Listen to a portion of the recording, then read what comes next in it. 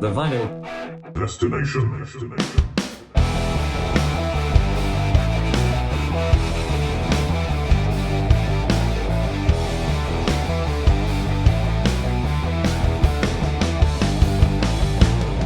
Hey guys, I'm Dean Rush.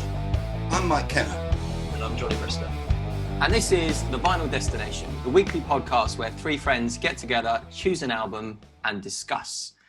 This week we have the 2002 album from Maroon 5, Songs About Jane. So how are you guys doing? Great, I'm nice good. summer's Good. day. Yeah, beautiful weather outside, isn't it? Wonderful day.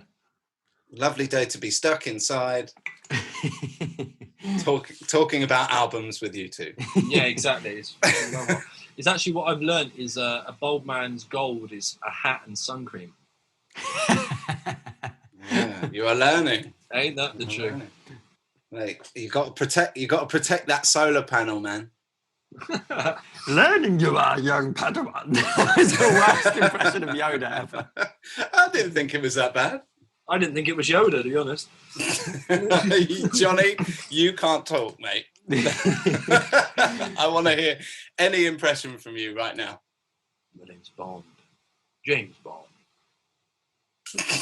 I could have been any of them. Actually, wasn't that bad. That wasn't so bad. Wasn't too bad. bad. One of your better ones, Johnny. I've got to Really, say. I've actually never done that ever as well. Can you give us your best impression of like a California native?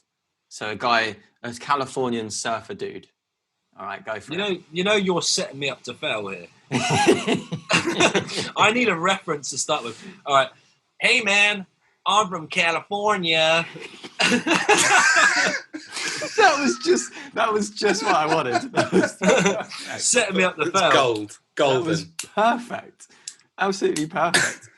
I could have closed my eyes there and been on Venice Beach. Venice Beach. Hey, my room feels like Venice Beach right now. It's like the sun rises from my side of the house, which in the morning is beautiful, but at this time of day, I'm sweating like Vin Diesel, mate. Like Vin Diesel's working out. Is Vin Diesel a particularly sweaty person? I don't understand. He does when he works out, mate. Um, You know what? Me and Mike could have been his stunt double as well. oh yeah.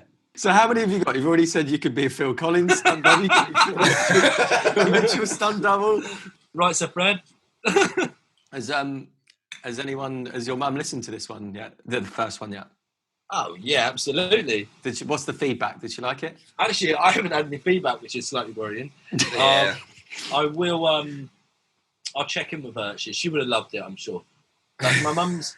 I mean, actually, probably a lot of my love for music is definitely from my mum because she's obsessed with music. I mean, probably more so. She still loves listening to music, but when I was a kid, there was always something on. Which is probably where. Well, that John Mayall CD is your mum's, isn't it? The one that's in the van. So many great CDs come from my mum, and she always complains because she's like she goes to a record or her CD collection, and it's just not there what she wants to hear. Well, it's the same with vinyls. She was the reason I started collecting vinyls because she gave them all to me. So how many out of your collection is from her? You obviously said Phil Collins.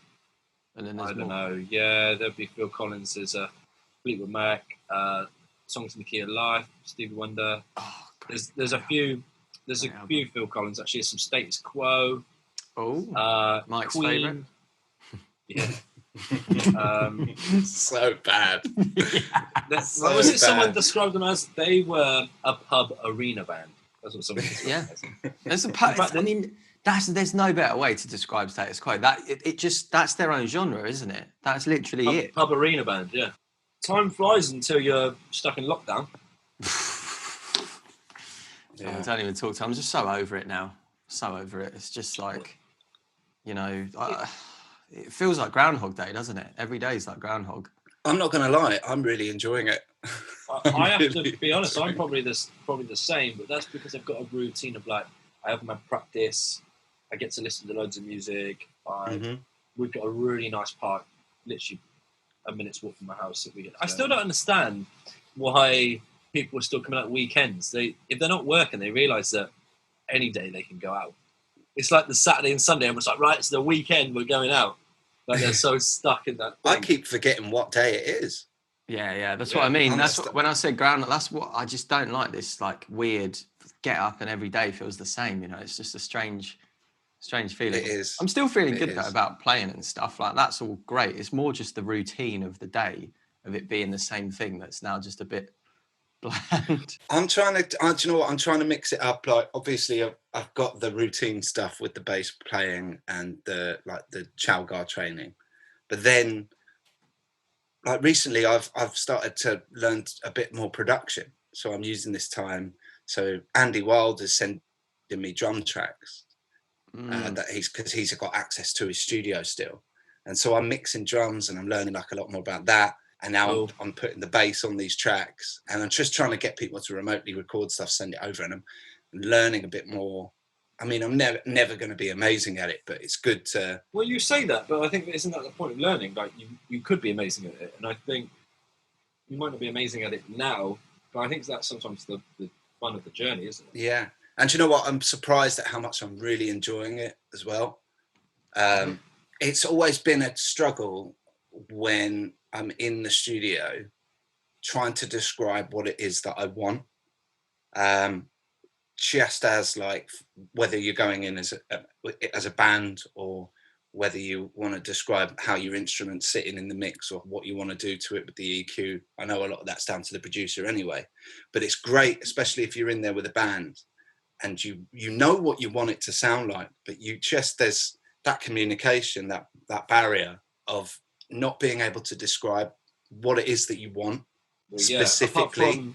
Apart from references, you struggle to communicate. Yeah, but even like references, you could say, "Oh, I want it to sound like this record," and that could mean so many different things. That could be in relation to. If you were more specific, I guess you could be like, "I love the snare sound on this song." You could, but I agree. Like the more you know, the bigger your skill set is in those environments. It's so good because having these drum tracks through Raw and learning how to mix them. And even just taking the same drum track and mixing it several different ways and getting different sounds from it and learning. So when I'm in there, I can now say, "Oh, can you do this to this?" And I can be so much more specific and descriptive what I want things to sound like when I'm in a studio. Yeah, you can verbalize it a bit better, isn't it? Yeah, and I think for me, that's a game changer, I think. Yeah, I've been watching a lot of mixing videos and stuff, and it's like, what I find really interesting, it was a guy, I think it was at New York University or something. He's worked with like a Tribe Called Quest and Erykah Badu, and like he's like a sort of a hip hop guy first and foremost. And he said, just simplify your thought process and say, look, there's two things that you can do to a track. You've got your gain stuff, which is EQ, compression, and then you've got ambience creation, which is reverbs, delays, modulation effects. And he says, if you just think of it in two different ways, like that, two categories of stuff, your mind is simpler. And he said so much can be done with just proper EQing. You don't even have to, just everything will sit, in that mix so well if everything is occupying its own little part, and it will feel so full. And that's, that's been a massive eye-opener, the importance of that. Well, I think that's probably one of the biggest things I've learned actually this time is how to practice. Actually was a big thing, because if you focus on something, like I guess where it only really hit me this week. So like when this whole thing started, I happened to just been getting into my rudiments, and I have this like Tommy Igoe Great Hands of My Lifetime, it's called, thing, because for all the rudiments, but it's like this whole thing, and I've done it every day. To start with, I was actually doing it 3 times a day, but I've just done it. It's just my morning routine now. Get up and I do that practice for about an hour, and I have seen huge progression, like because it's every day, right? And then I have this list of things that I go through and go, I could do this, I could do that, and I tick it off, and I look back, and I realised that the thing that had the biggest progression was obviously the thing that I'm doing every day. So I've decided, rather than just have like go, I could do a bit of this, I could do that, tick it off, and everything kind of, you gain a little bit, you lose, but then you don't touch it. Is if you focus, I mean, I think probably on a few subjects, whether that is mixing, recording, scales, I don't know, but I've realised that focus, for me anyway, is the biggest way to improve an area. Is focus on that thing, rather than go, fuck, I've got a list of 20 things I could do and they all need improving. But I think if you focus on the 3 things, for example, and you do them every day, I guarantee you will see an improvement. Yeah. But it's too bitty otherwise. If you have a list of like 20, you do a bit of everything, but don't fully immerse yourself. And you're still improving, obviously. Yeah. But in a very different way, and that's exactly it. If you immerse yourself in it, that it's a game changer. So my 3 things are rudiments, because it's something I want to work on. I think it's a great foundation. Brushes, because I think it's brushes, but also I have a real interest in it, and I really like singer-songwriter like James Taylor stuff with brushes, and vocabulary around the kit. So just having that freedom to let go a bit more, almost like as a boxer has, the more punches you've got, the more you can kind of, otherwise you're just always on defense, right? That's an odd way of describing it, but that's kind of how I see it in a way. So they're now my 3 things that I do every day. And if I've got a bit extra time, it might be listen to a record, or it might be those things are extra. But if I'm going to practice, they're my 3 things, and they're what I'm seeing progression. Because a lot of my life has been like, I'll do a bit of jazz, and the next one I'm going to do a bit of Latin, and I'm going to do all beneficial, but just like you just kind of go along like this, and you learn a little bit. And maybe it seems odd to only realise that at my age now, 33. I wish I'd done this when I was younger, but focus for me has been a game changer. Yeah, well, it's different for everyone. You can, I think focus. Especially like if you do something every day, you are going to be better at it. Like it's a no-brainer. But I've been doing kind of the same thing where I'm taking one idea or one mode or scale or whatever, and I'm working on that pretty much all day. But then I'm also taking different songs, different things that use whatever idea I'm working on, and just putting it through. And I'm doing it for like a good couple of 3 days, and it really cements it in there more. I think, it's a good way of doing things. It's you can practice the same thing over and over again, and after a while you won't be progressing, But until it's that, I think there's a level of when you get somewhere where it is retained entirely, There are certain things that you learn when you were young, and just by repetition, by the end of by now, it's just you don't even think about it. It's there because you've been doing it so long.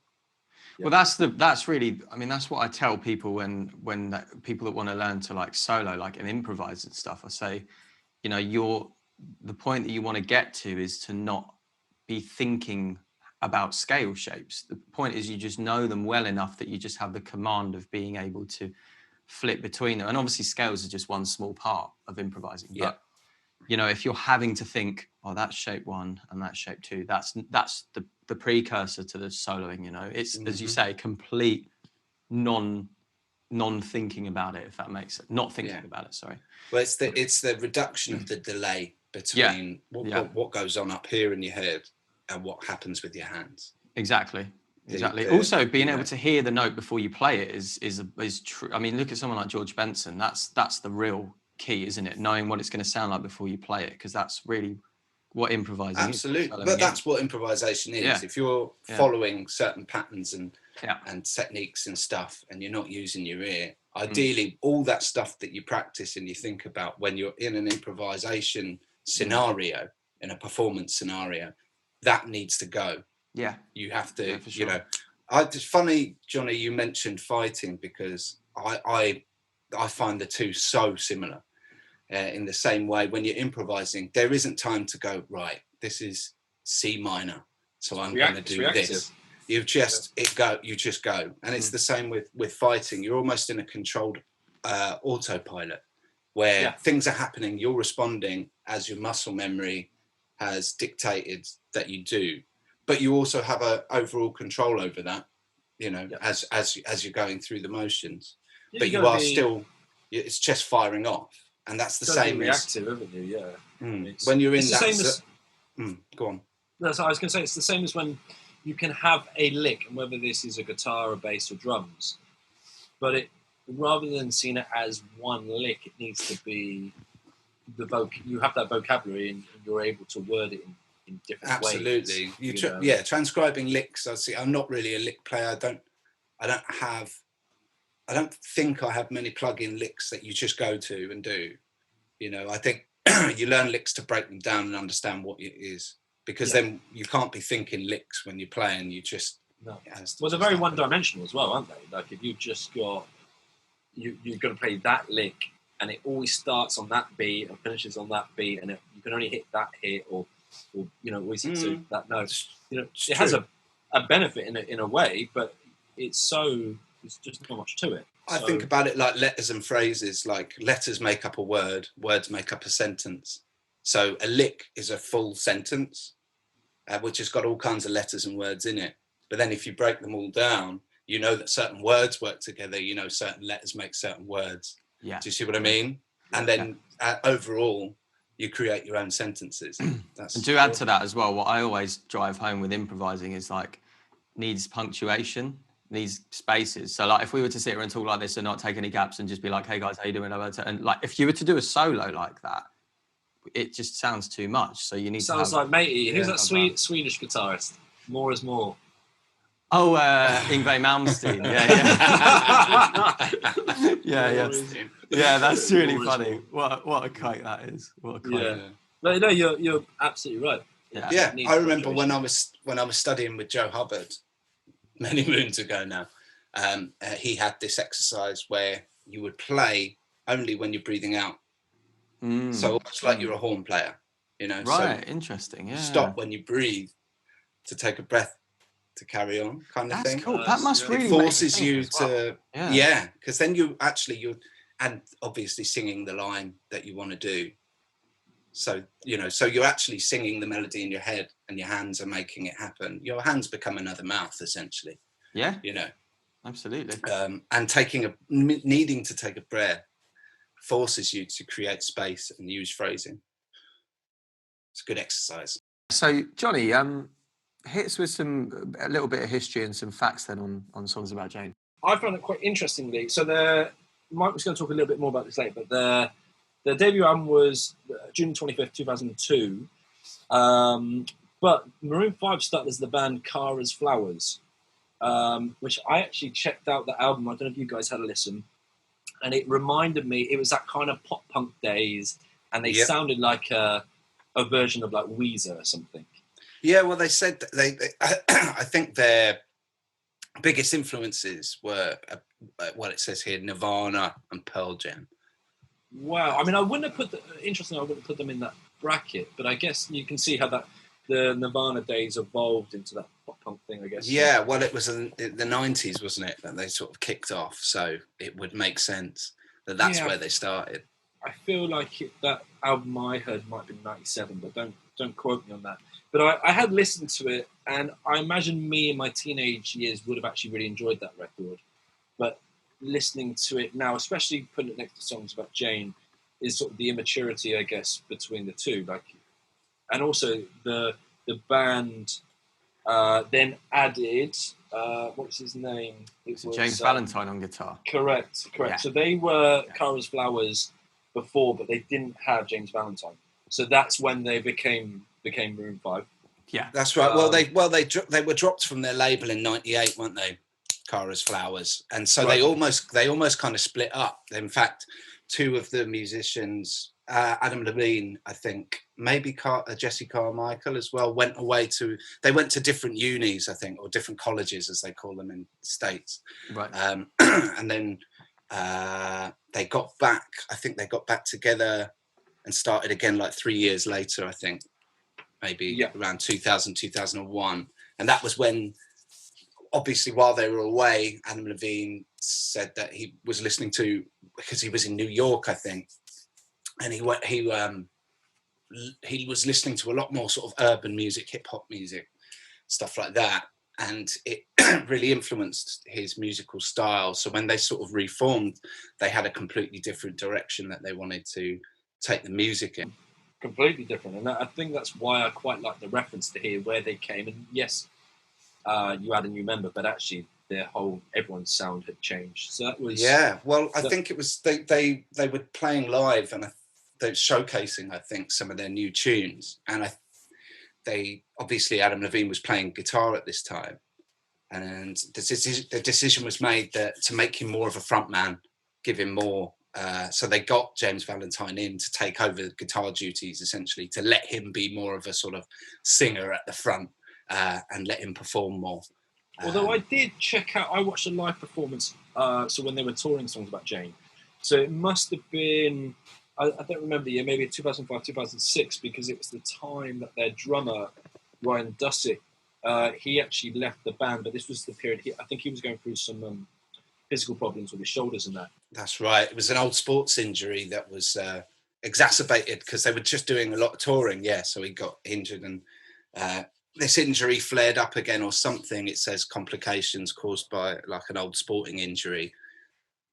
So he had to leave. Was that mid-tour, did you say?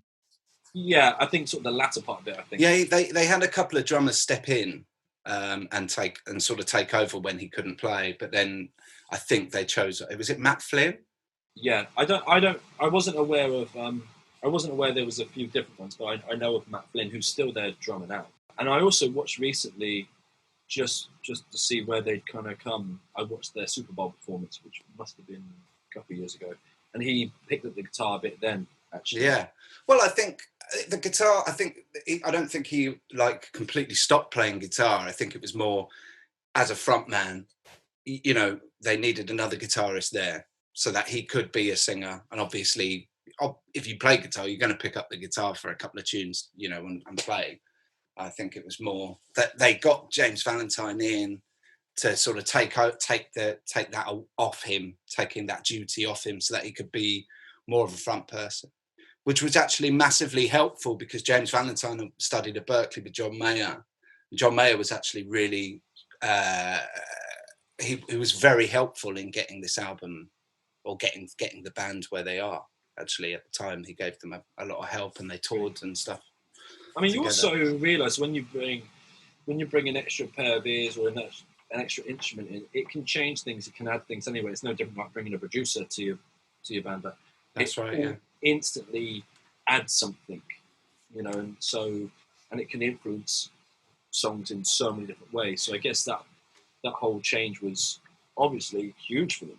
Well, massive.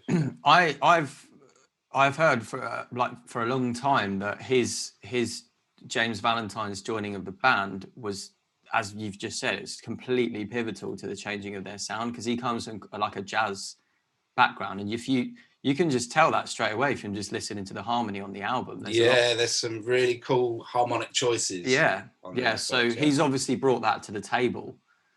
It was always something that I used to question. It was a few years ago, and I guess I'd quite recently had moved to London, and I would play in a trio with a couple of friends, and then it would change, and then we'd go, you know, we're doing like weddings or something, and then the next week I'd be in the same trio, apart from the guitarist had changed, and the first week I'd be like, why does everything feel so fast and a bit sloppy, and it was a cool vibe, but you know, a very different vibe to the week later, that it just felt more groovier, more in the pocket, and I was kind of questioning it, and I had a really interesting conversation with my friend Oscar, and he was saying it's like if you have three people, like now us three having a conversation, you change one of us, the whole conversation changes, and I found that really amazing, and that really opened my eyes a lot actually, because that was still my early days of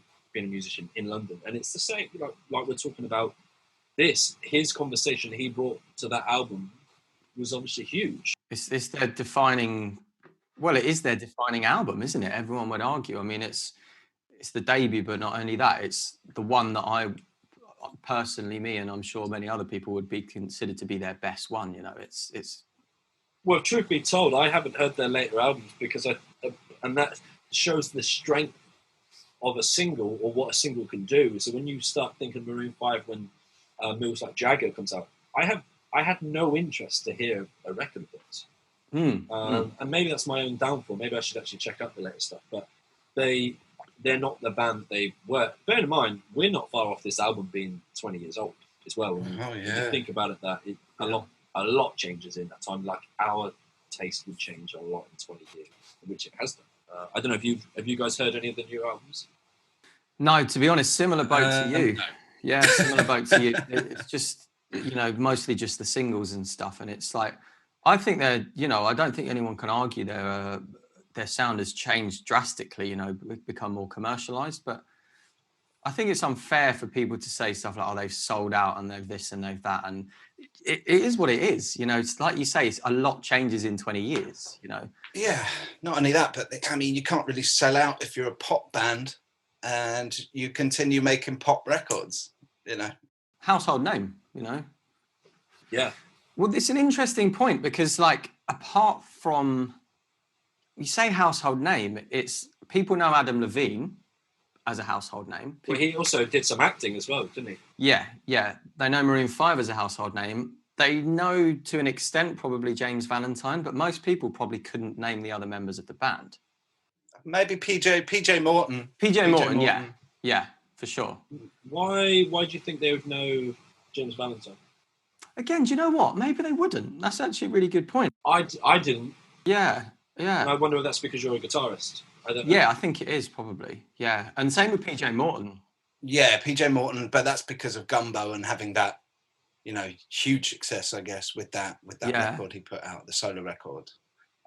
This is before his time, though, right? He wasn't in the band until 2012, I think. A lot later. Yeah. 8 years, I think he's been there. Yeah, so. But that wasn't that because their keys player Jesse Carmichael, he took a bit of a hiatus. Is that? I'm not sure. You might be right. Yeah, I think that's what I read. I think so. And then he came back a couple of years later, and they just kept both of them. Right. It's my understanding of that. I think. That's it. Yeah, no, because they do have. I think they are both. I saw performance at a Brazilian festival a year or two ago, and I think they both were playing. And I think, again, I could be wrong, but I think PJ Morton, or maybe it was the drummer, actually is in the band now. So rather than PJ Morton's in the band. Same as there's another bass player actually, Sam Farrar, who he is a bass player, but he plays like a bunch of different instruments. So he wrote a lot of songs with the band, but he joined later on as well, and now he's in the band alongside Mickey Madden, who's the actual bass player of the band. But I think he plays find that interesting. Different instruments. I think it's probably rare for bands to go, "Oh, I'm going to give essentially a percentage of this huge successful band to somebody else," when you could just play on the session fee, right? Yeah, I guess the argument though is that's what I was mentioning earlier, is that people can argue that Maroon 5 is now just Adam Levine with a backing band, and I've seen that comment being made before. Yeah, I think that's very much. Even on this record, Maroon 5, I think being like a pop band, really, they are. A lot of these songs wouldn't sound out of place if they were done on like an NSYNC record or something like that. They do have that very sort of boy band thing going on. I think it's quite easy for the front man of a band, especially in pop music, to be recognised as the band. It happens all the time. So he's obviously a big selling point to a lot of the fans. His image and. Oh, absolutely. But that would be the same with a lot of bands like Coldplay. Can anyone tell me the names of the other members of the band? Yes. Will Champion is the drummer. Yeah, we can, because we're musicians and we're into these players. But no one else is here right now, so I was answering your question. Right. Okay, you know what I mean. But that's because I'm a drummer. I couldn't name anyone else in the band. So you're right in what you're saying. I think it's probably not more noted if someone that isn't the singer of a band becomes a famous name or entity, like people like The Edge. Like if you think about U2, people know Bono, they know The Edge. He fell off the stage, didn't he, Bono? Did he? Yeah, he was too close to the edge. Johnny. I knew it was coming. It's just so bad. But I think when you're in a band that it's pop, it's a pop band, I think it is quite difficult if you're just a musician in that band to get like recognition to the same degree. And I think that's true with, I mean, if you think about Guns N' Roses, obviously we're going to know the individual members' names of the band because we're musicians, but usually people would come away thinking about Axl Rose and Slash, maybe not so much the other members. You know, it is rare, unless you're like the Beatles or the Rolling Stones, that everybody, you know, knows Well, you go back to everyone in the band's name, you know. Blink-182 and Travis was actually the most well-known one. Yeah, right. But then that's this, you know, with them, that I think every member, you know, is known. You know, Tom DeLonge, Mark Hoppus. I think so. But they were that kind of band. They were so huge, weren't they, that time? Yeah.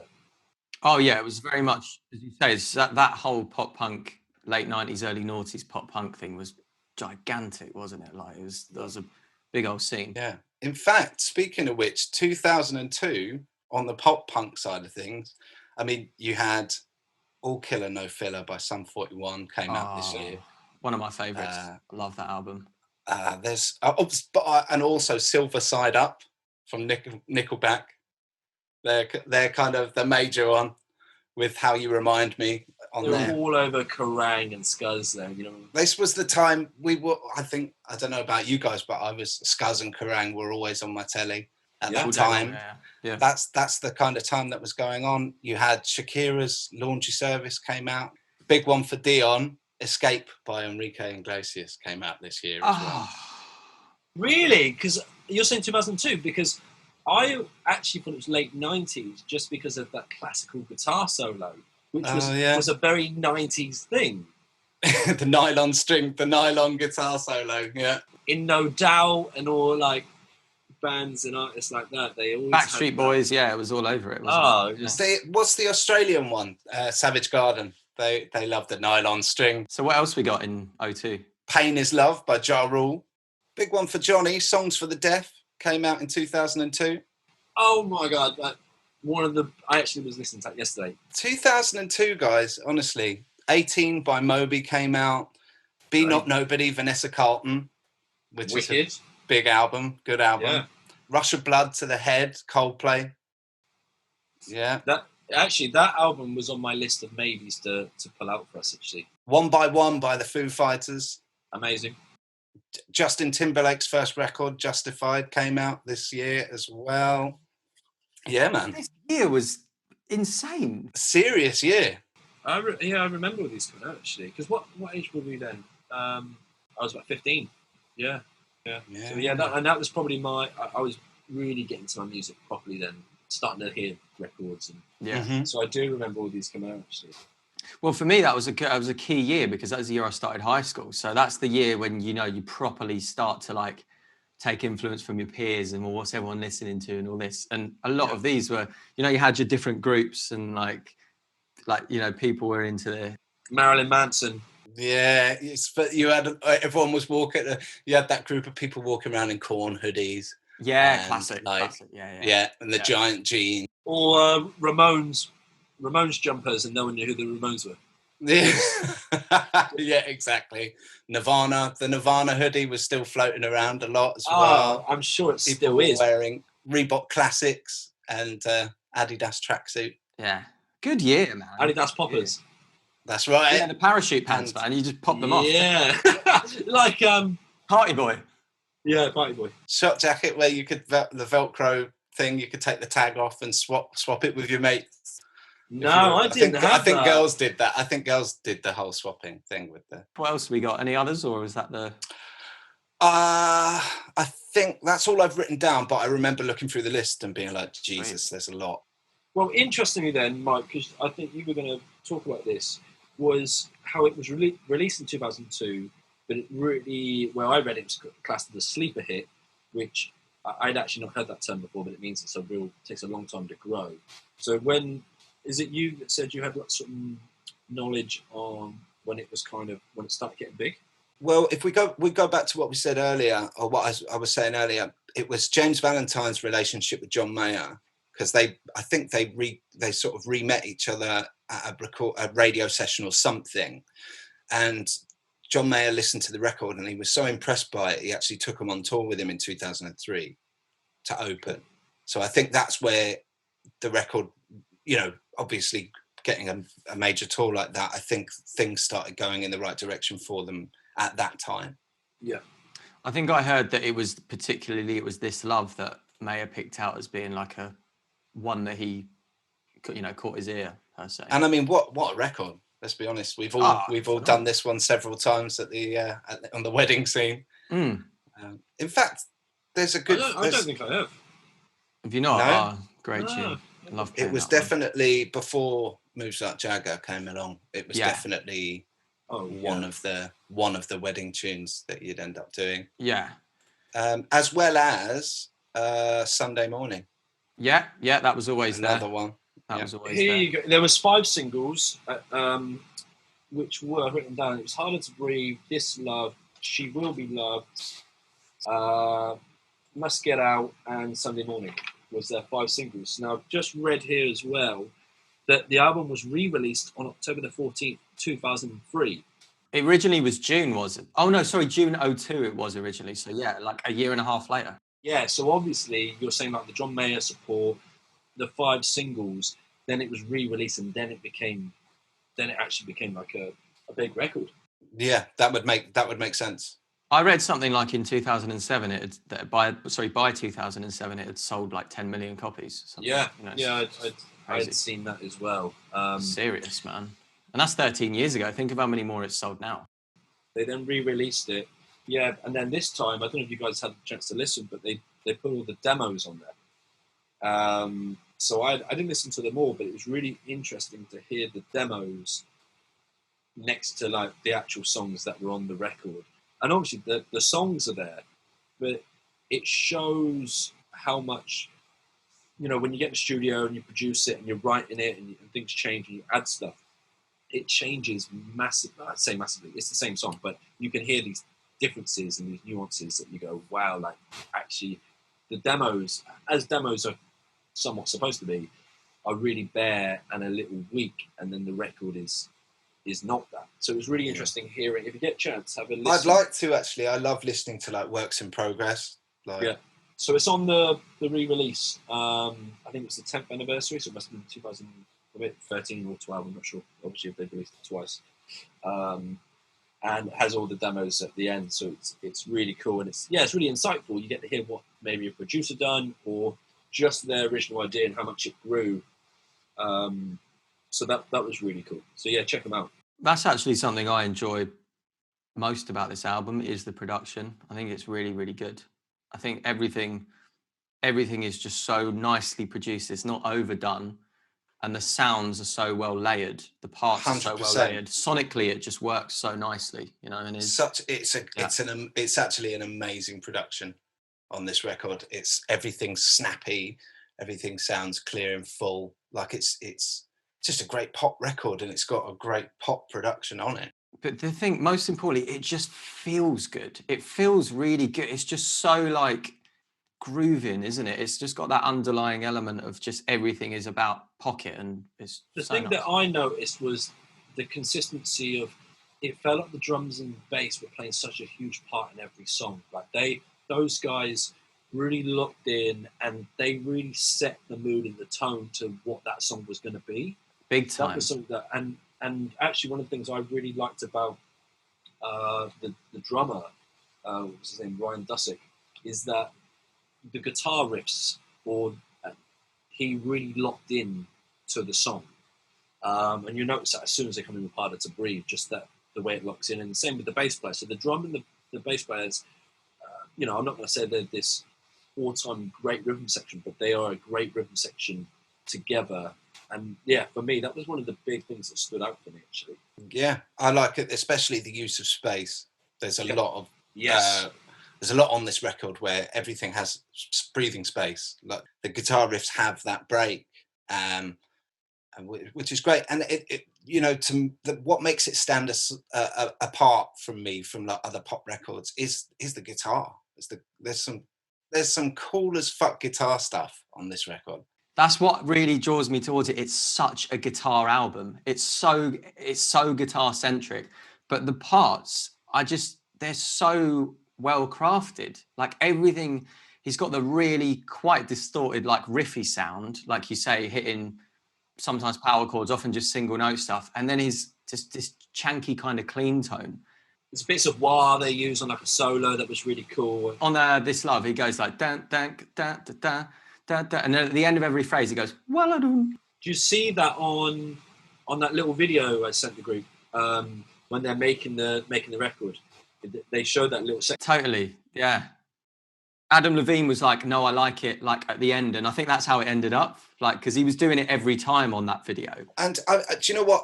I would argue that this record, it does sound like if you were to take like an NSYNC record or like a boy band record and give it to a guitar band to play. It's almost kind of that. That's what it sounds like to me anyway. It's almost like listening to a boy band record, but played by a band.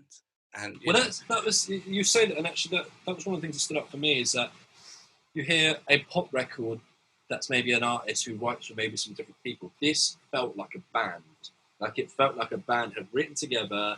They, again, throughout the whole record, it was consistent to their theme. Like it had a theme running through it. And I think you can definitely hear the difference between, there's this song they call them these session guys and this person has written it with this artist. And then the next song, and even if you have the same producer, you have some changes. This felt like a band from start to finish, which is obviously what they are. And that was a big standout thing for me, actually. Yeah, and I do believe there is no substitute for a band, you know, for having a band that play together all the time, are just locked in a lot of places. They're sharing the same brain. You know, coming from a writing perspective, I didn't look too much into how much each individual member had on the writing credits, but it definitely sounds like something that was cooked together. Matt Wallace was the producer. He did a lot of Faith No More records, which I don't know if you guys are a fan, but I used to love Faith No More. Can't say I'm a fan or no. I mean, Faith No More were quite a funky rock band. So I think you can definitely hear some of it, but then I guess not. I think it's always interesting for how a band finds, chooses and picks their producer, because they want somebody that brings something to the table, right? So it's, I guess often what happens is somebody like Matt Wallace might do a Faith No More and then they go, wow, I love that kind of thing. But it's amazing how before an album is big, if the producer hasn't done anything huge, it can just take that one record and suddenly they suddenly get, everyone wants to use that producer, right? It's a bit like I'm a big fan of recordings out of Sound City, mainly because of that incredible drum sound, but also really my love for it and where I found out about it, aside from the documentary, was a lot of my favourite records were made there, like your Nirvanas and Fleetwood Mac and Queens of the Stone Age and all these great records. So I guess that's what happens. It's how the music industry works, right? Is somebody does something or you see someone do something, go, wow, I really like that. And you get somebody involved. I don't know how he became attached to this record. I don't know how he ended up working on it, but he has done some good records. I know he's worked with the Replacements, Three Doors Down as well. He's done like a good few records. John Hyatt as well. If I'm honest, this might be controversial to you guys because you've just said how much you love it. I wasn't obsessed with the production. I don't dislike it. This record was a real funny listen for me because I always used to say, you know, when someone goes, what's your top 10 records? I probably would have pulled out songs about Jane and that. But I think that, and I do like it, of course, but after now listening to it a few times in a week and really diving deep, and that's what I'm really enjoying about this podcast, is getting to learn about them, is that I was almost a bit like, do you know what, I don't love it as much as I thought I did. And I'm not sure what it was. Like, I get to the last two tracks, Not Coming Home and Sweet's Goodbye, and I'm a little bit like, I'm kind of done with this album now. And I guess interestingly, when I'm now looking at it, the opening, it opens with Harder to Breathe, single, This Love, single. Then you got Shiver, great track, and then you got She Would Be Loved, another single. And then when you get to side two, if we're talking vinyl sense, opens with a single, Must Get Out, and then Sunday Morning opens with a single, and I found that really, I'm sure it's completely random, but it was amazing how each side, although I don't hear this as sides, we talked about Phil Collins last week where it felt like two sides to a record. This didn't. I'd heard this album so much that I knew the next song that was coming. You could almost sing the next riff because I've heard it so much. But yeah, it was interesting for me to not love this as much as I thought I was going to, and I don't really necessarily know why, but it just didn't blow me away like I always thought it used to. And whether I've just heard it a lot, whether I lost a bit of excitement, but it's obviously a really great record, but it lacked something for me. Okay, that's interesting because I really enjoyed this week going back to it because it is like a trip down memory lane. 2002, as we discussed, had so many great records, and I just got fond memories of that time. I remember She Will Be Loved, like being on everywhere, and it was a lot of. It was just. I think for me, it was. I'm not a huge fan of Maroon 5. I've got to say, I'm not a massive fan, but I remember this record being really big, and really enjoying it. Maybe not so much at the time, but as I got more into music, it definitely was one that I went back to and listened to and thought, this is a great record. Yeah. As far as pop music's concerned, it's right up there for me. And it definitely has that flavour of that 2002 time. It definitely takes me right back to that time. It does feel quite top heavy. So you've got, as you said, it opens with complete bangers, the real radio single ones, but I feel like it sags a little bit towards the end, like some of it. Having said that, I still really enjoy it, and I found myself still singing the melodies and stuff because I still knew this album from all those years ago. But that's what it is, isn't it? It's very sing along, and I think if we were in a van traveling now, we'd put it on and we'd all be singing along, and I love it for that. I just think when this is a new experience for me as well, like the way we're delving into things. So you listen a bit more intently. So like the Phil Collins thing last week, it then made me hear this differently. So singing along in a van or in a group of people is very different to sitting down and go, what do I think about this? Yeah, for sure. I think for me as well, it's, as I said, it was like that first year of high school was such an influential time, and that was the time when I was really getting into electric guitar as opposed to like. Mate, you were the problem in the 90s playing all those classical guitar solos. It was you. Mate, I wish. Imagine if I was doing all the sessions back then. Mate, that PPL would be helping you out right now. Yeah. Mate, if I get to play on one Enrique song in my life, I'll be happy. So, but yeah, that's what it was. It was quite an influential time, and I think that's why it's quite a special album for me in that sense. It was kind of part of my formative years as a musician, and like that sound, the way.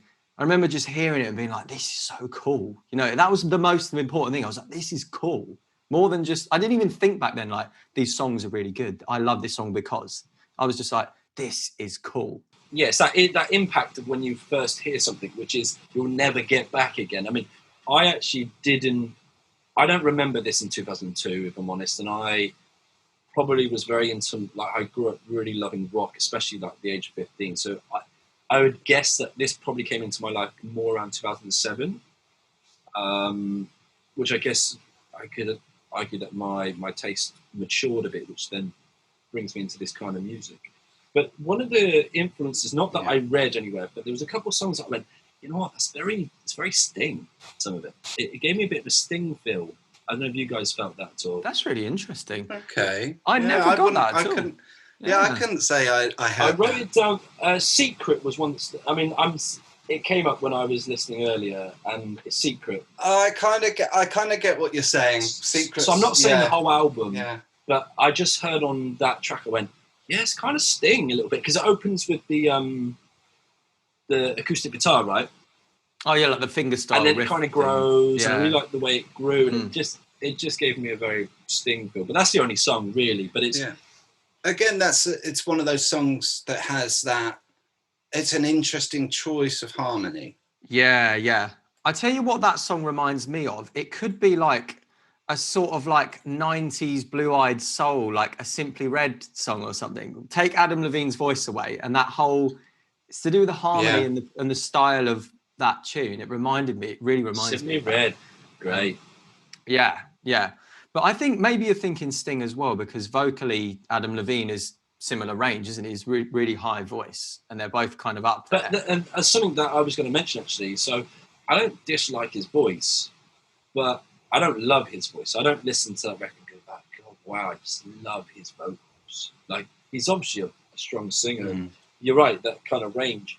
But again, listening to it more than once in the space of the week and kind of really delving in, I was like, yeah, I don't love his voice. I think he's an excellent singer, but it's a taste thing, isn't it? The tone-wise, it's not everyone's cup of tea.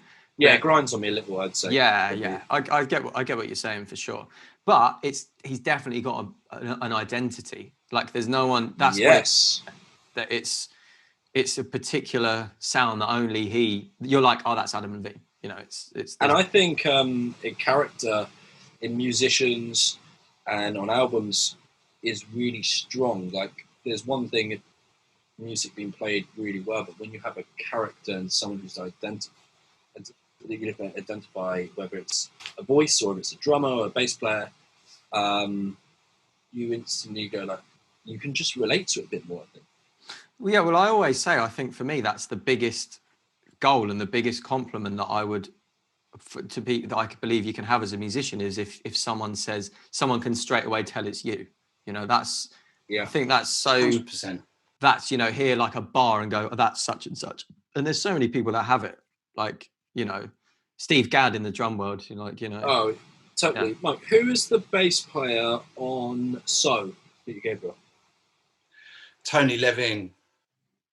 I think he does the most of it. I do think, God, we need to do this record because it's brilliant. We really do. But Tony Levin, he did. He was in King Crimson. I think he did most of it. He's done most of Peter Gabriel's stuff, I think.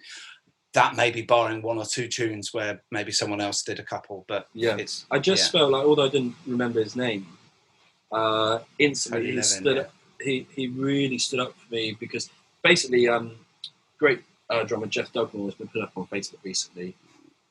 His favourite records he's played on, and it was a Stevie Nicks one. It's Tony Levin, by the way, not Tony Levine. I'm pretty sure it's Tony Levin. Or is it Adam Levin? Is it Adam Levin and Tony Levine? Yeah. Jeff put up this thing, Rooms on Fire, Stevie Nicks, and it sounds great. And I checked it out and I was like, oh, wait a minute. I was like, who was the bass player? And he said, Tony. And I was like, oh, of course, the guy that did So, because it's just his identity and he sounds so good. And I really love, I guess that's, why we gravitate to certain players, right?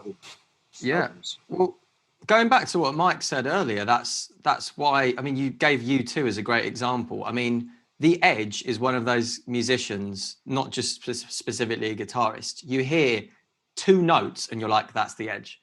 Yeah, we've all been in, I think we would have all been in that musical situation where someone goes, I really like what you've done on the guitar there, that kind of like the Edge kind of delay thing. Exactly that. That's it. It's his own, I don't know what to describe it as. Like you say, it's used delay. As a description.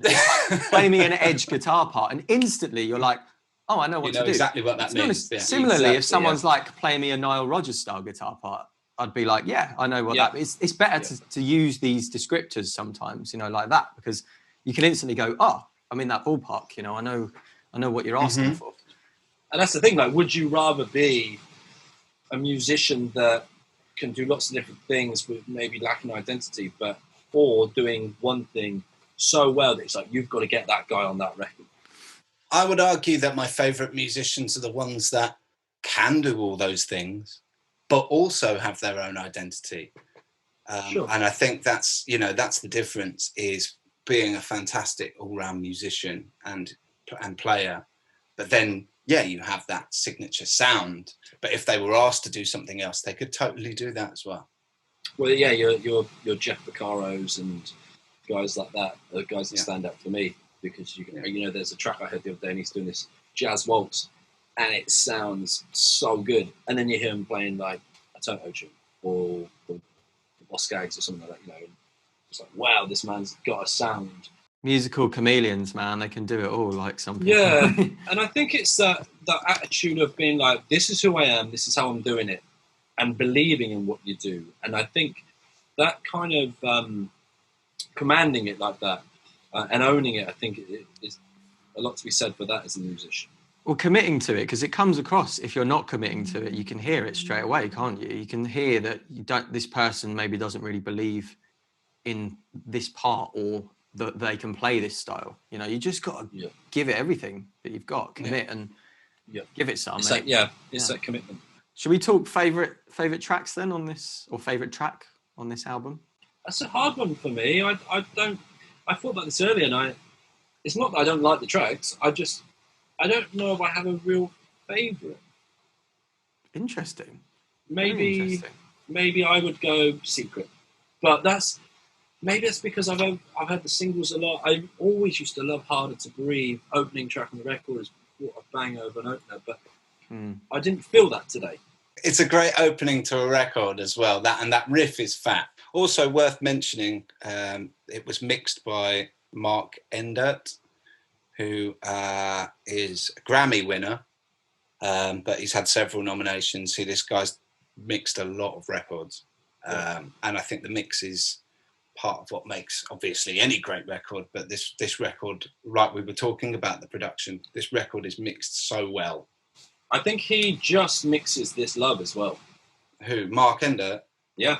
I think he had more of a production side, but I think he mixed a lot of the record.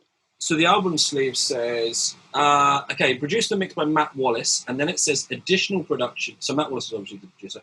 Additional production and mixing on This Love by Mark Ender, and then Harder to Breathe mixed by Michael Barbero. That's how you pronounce it. Okay. So that's what it says on production and mixing, and then it has a little bit more. I have to say, not to bypass the whole discussion of mixing up, but the album sleeve is slightly uninspiring. Really? Yeah, it really is. And that's one of the things I love. And eventually when we get onto Songs in the Key of Love, it's got this like whole booklet of things, which is really amazing. And I really love learning about stuff. And I don't know this, I obviously bought this, I think it was a present a couple of years ago from maybe my sister. So maybe it's different when they re-release stuff. But yeah, that was one thing I wanted to add. It was slightly uninspiring for sure. I quite like the artwork on the front. I think it's quite... Artwork's cool. Yeah, so I'm talking about the sleeve in the middle. Speaking of the artwork and the song title, I think Adam Levine was in a relationship with this girl Jane, right? And I read that like there's something in every song about Jane. Like correct. That's right. That's right. So it's a pretty self-explanatory album title when you think about it. Like it is literally songs about Jane. In that clip that they were talking about, I don't remember, Dion, and I think it was the same video we watched on YouTube, but they are discussing they said, what's the name of the album? They're like, don't know. And then later in the sort of little documentary, it talks about, it mentions Jane. The little bit I got about it was, her name is Jane Herman, and I think she's had her own successful career elsewhere now. I forget what she does. But yeah, they dated for a few years and it became songs about Jane. Yeah. I think you might be right about Mark Ender, actually, because it says here on Wikipedia, additional production and mixing, track 2 only. So maybe it was just that track. Yeah, I was just taking it from the sleeve, and that's what it says. So yeah, Michael Barberio mixed track 1. Yeah. I think you're right. I think it was mixed mainly by Matt Wallace. Yeah, which is interesting, actually. I mean, I think that can be a real plus point at times when you have a producer that mixes it, because he really knows the record. But often people could argue that having someone else mix it, if you're producing it, you've got so much attachment to it. Sometimes it's good to step away and bring a mix engineer in. Yeah, like an impartial, fresh set of ears for sure. Yeah. Everyone's different, of course, and that's what the beauty of making different records, I guess. Mm. Yeah. What's your favourite tune then, Mike? I'm going to have to say "She Will Be Loved," man. I just think it's a great song. I love it. It's got an amazing chorus, and it takes me right back. I remember that song just being everywhere. I remember the video. Do you remember the video? It was all quite like dark and like he was going to. Is he going to see in the rain or something? Yeah. He was obviously going to see a girl. Like Jane. Going to see Jane. Going to see Jane. Yeah.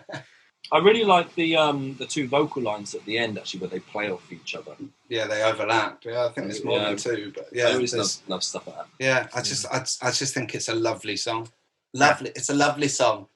Yeah, and it's saying a lot. Like you said, 20 years later, and you can still listen to that song and be like, it still gets you in the same way that it did back then. You know, it's sign of a fantastic tune. You know. Also, I think alongside Harder to Breathe, it's probably the single that wasn't played to death as well. I think I've played the other ones like a lot.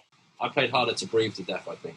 That's really interesting. I haven't had to play that much at all. I don't think I've ever gigged Harder to Breathe. Me neither. No, I haven't gigged it. I did do a little video when I was about to move to London, a little promo video of that, because I obviously really liked it. So when was that? 7 years ago. But I just remember really liking that song, and I obviously heard it a lot. And I think when I used to teach drums a little bit in Somerset, and it was one of the songs I used to really like using as a reference to showing these young drummers about locking in with the other musicians and that kick drum part. And it was also, I used it as a bit of an exercise for them to use their ears. It's not your obvious boom da dum da. You've got to actually think about, okay, where's that placement? So I think I probably used it in a lot of reference points to pupils back along, and I obviously really enjoyed it. So maybe that's where I killed it. What's your favourite, by the way? I'm going to have to say, I'll tell you one that I always come back to. I really, really love Shiver.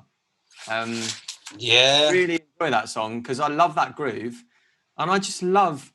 I thought until I watched that video that you sent me of the album, I thought it was a sitar part that was, you know, that main riff. Yeah.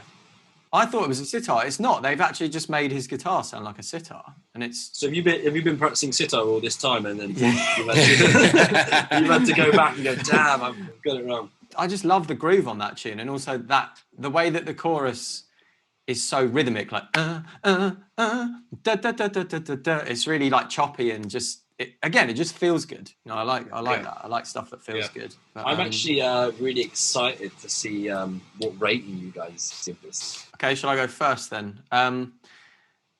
Okay, so I loved this album back in the day. I still absolutely love this album.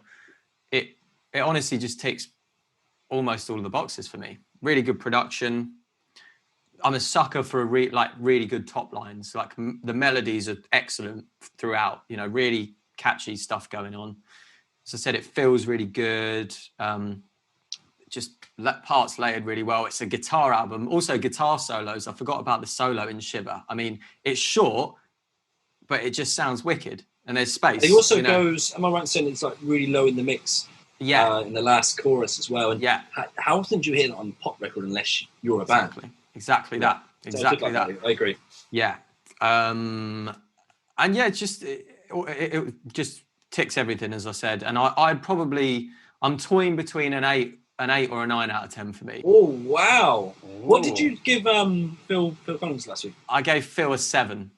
A 7. Oh, this is controversial, I have to say. Yeah, so I'm going to go, I think I'll go with 8. Let's go for an 8 out of 10. Cool. Yeah. Strong. Yeah, I'd say so. Mike, do you want to go? Okay. I mean, to be completely honest, pop isn't my cup of tea most of the time. This record obviously takes me right back. I've got a lot of fond memories of the songs of this record being on, during that time, as Dion was saying, back at school and all of that. But it's got some killer tracks on there. Production is, for me, production's well up there. It's a great, it's just produced really well. I'm going to give it a 7 out of 10. It's not my favourite music in the world, but listening to it this week has, I've really learnt to appreciate a lot of it. So I'm going to give it a solid 7 out of 10. Good work. So we've got an 8 and a 7. I had that funny moment, as I was saying earlier, that I didn't enjoy it as much as I thought I would, and obviously I've known it for a long time. I don't remember it from when it was first released, so I don't really have like fond memories of it. It was sort of a later thing that was introduced to me. I think it's a very sing-along, great pop record that I think will last, and something I will forever have in my collection to kind of go over and be like, oh yeah, it's great melodies, you know. I didn't love it. I didn't hate it. I enjoyed it, but I think for me, and maybe I can't put my finger on it, but I'm going to give it a 6. And I guess I'm probably basing it on how I sort of marked the Phil Collins thing last week as an 8. For me, it just didn't have that same excitement, or it lacked something for me. So a record I still really like, but I will, maybe regrettably, I'm going to give it a 6.